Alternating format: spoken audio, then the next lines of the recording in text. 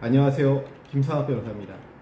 저는 대한변호사협회 공식인증 제주 형사전문변호사이자 제주지방법원 재판부별 국선변호사, 제주지방법원 논스톱 국선변호사를 역임하면서 수많은 형사사건의 변론을 성공적으로 수행해왔으며 현재 다수의 형사사건을 수임하여 변론하고 있습니다.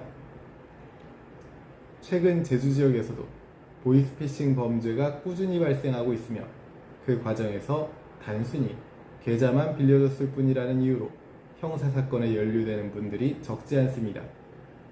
특히 취업사기, 고수익 아르바이트를 가장한 접근으로 본인 명의 계좌를 보이스피싱 조직에 대여한 경우 예상보다 훨씬 무거운 처벌을 받게 될 수 있어 각별한 주의가 필요합니다.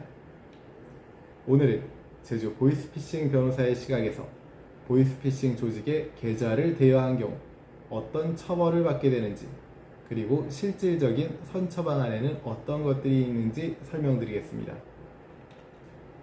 많은 분들이 직접 전화를 하거나 돈을 편취한 것도 아닌데 처벌까지 받느냐고 묻습니다. 그러나 수사기관과 법원은 계좌 대여 행위 자체를 보이스피싱 범죄의 핵심적인 역할로 보고 있습니다. 보이스피싱 범죄에서 대포통장은 범죄 수익을 은닉 세탁하는 수단이며 피해 회복을 어렵게 만드는 핵심 요소입니다.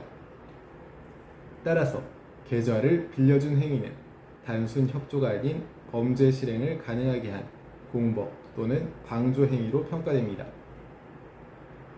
보이스피싱 조직에 계좌를 대여한 경우 주로 다음과 같은 혐의가 적용됩니다. 사기죄의 공범 또는 방조범, 전자금융거래법 위반, 범행 인식이 인정될 경우에는 특정범죄가중처벌법까지 검토될 수 있습니다. 전자금융거래법 위반만으로도 5년 이하의 징역 또는 3천만 원 이하의 벌금이 선고될 수 있으며 피해 금액이 크거나 반복적인 계좌 제공이 확인되면 실형 선고 가능성도 배제할 수 없습니다. 제주 지역에서도 최근에 계좌 대여는 보이스피싱 범죄의 필수 요소라는 이유로 초범임에도 집행유예 없이 실형이 선고되는 사례가 점차 늘고 있습니다. 선처 여부를 가르는 핵심은 계좌 대여 당시 보이스피싱 범죄임을 인식했는지 여부입니다. 단순 아르바이트로 오인했는지, 계좌 사용 목적에 대해 구체적인 설명을 들었는지, 수상한 정황을 인지하고도 묵인했는지 여부에 따라 고의성의 정도가 달라지며 처벌수에도 큰 차이가 발생하게 됩니다. 이 부분에서 피의자의 진술 내용이 매우 중요하기 때문에 제주 보이스피싱 변호사의 조력 없이 섣불리 진술하는 것은 매우 위험합니다.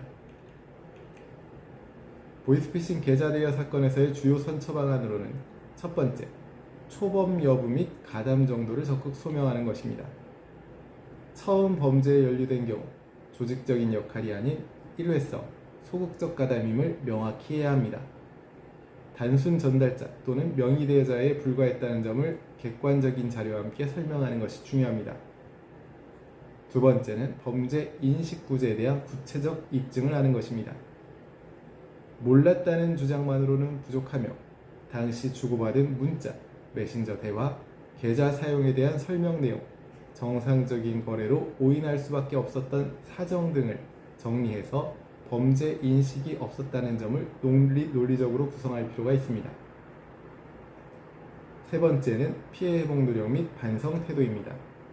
이미 피해가 발생한 경우 피해 금액 일부라도 반환하려는 노력을 하고 합의를 시도해야 합니다. 또한 진지한 반성문 제출은 양형에 있어 중요한 참작 사유가 됩니다.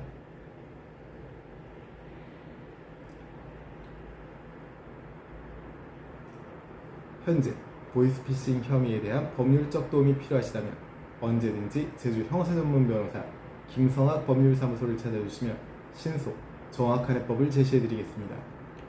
조금이나마 도움이 되셨으면 합니다. 감히 최고라고 자부할 수는 없지만 여러분의 권리를 지키고 항상 최선의 결과로 만족을 드리는 제주 형사전문 김성학 변호사입니다. 감사합니다.